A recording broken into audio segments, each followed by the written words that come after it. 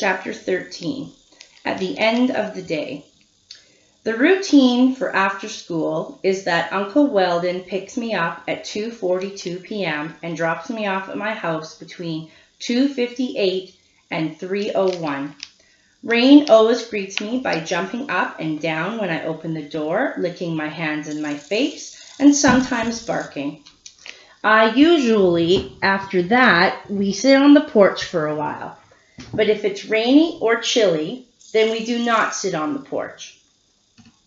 If it's foggy and cool, then we take a walk that lasts only 6.5 minutes. Rain pulls at her leash when I try to turn her around, and I know she would like a longer walk, but it's too damp and too muddy for that. I'm going to look through the box, I say to Rain. I say as Rain reluctantly follows me back to our yard. On the shelf of the coat closet is a box, a hat box. The bottom and top are held together with a white satin braid. The braid is frayed, which leads me to believe that the box and the braid are old.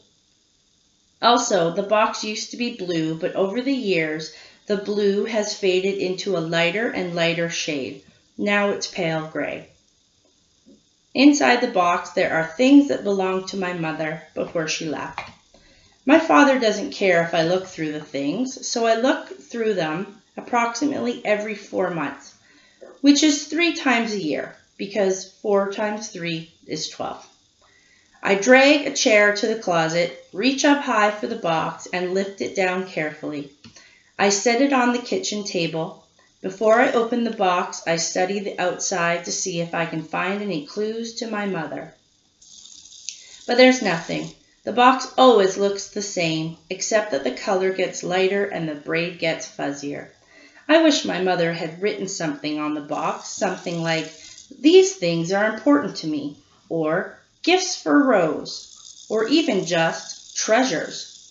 But there is no words or clues of any sort. I don't even know if the box belonged to my mother or if it's just some box my father found for sorting her things. My father won't talk about the box or its contents anymore. I slide the braid aside, move the top of the box, and look at the familiar items. One by one, I take them out. I set them on the table in a row from left to right. I always start with the necklace that has the silver bird's nest hanging from it. Inside the nest are 3 pearls, in brackets, P-U-R-L-S, a homonym, that are fake and are supposed to be bird's eggs. What does the necklace say about my mother? Maybe that she's a person who likes birds, or birds' nests, or birds' eggs. Next, I take out the seashell that looks like a tan cone and is called an auger. My mother must like augers too. She likes birds, birds' nests, birds' eggs, and augers. The third item I take out is a photo of a black cat. Written on the back of the photo is Midnight. I don't remember having a cat or any pet before my father brought Rain home.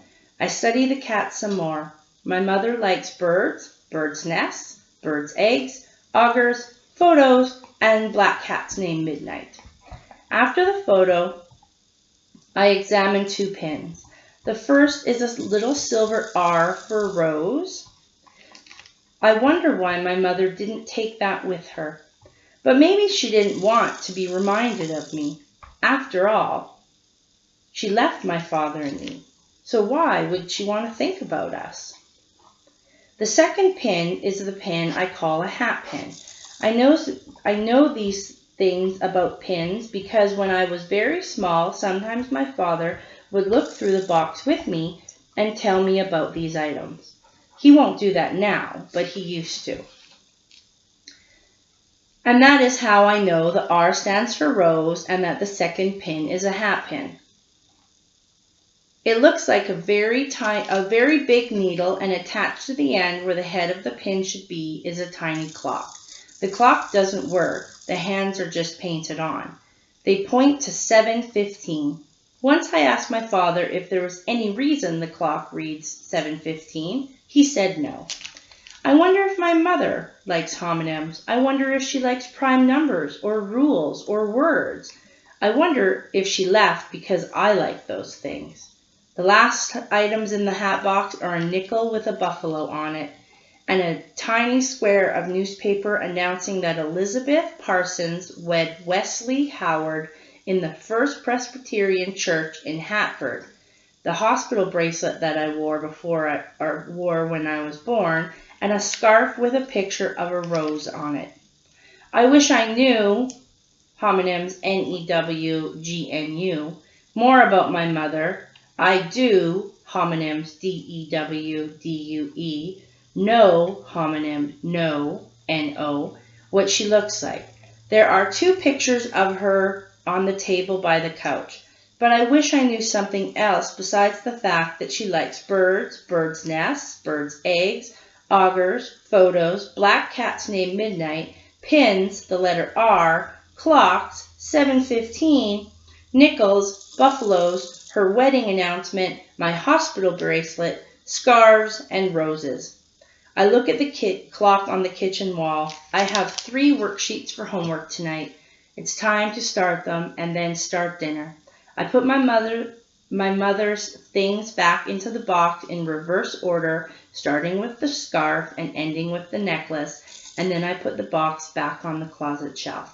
It's later when I'm adding Rain's My Pet dry food to her My Pet wet food that I turn on the radio and hear the weather forecaster say, approaching storm. Hurricane Susan is expecting to make landfall in 3 days, homonym D-A-Z-E, and will be of epic proportions, a superstorm that could become the storm of the century. And that is the end of this chapter.